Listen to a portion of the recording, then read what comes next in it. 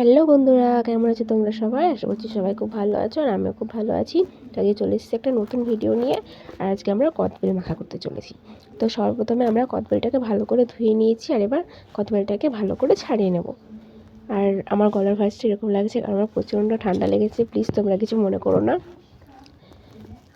তো চলো আমার কদবেলটাকে ভালো করে ছাড়িয়ে নিই। হ্যাঁ দেখো, কদবেলটা ভালো করে ছাড়ানো হয়ে গেছে। এবার কাঁচা লঙ্কা, পরিমাণ মতো নুন আর পরিমাণ মতো চিনি অ্যাড করব। তো এবার এটাকে ভালো করে মাখতে হবে, মাখার পালা।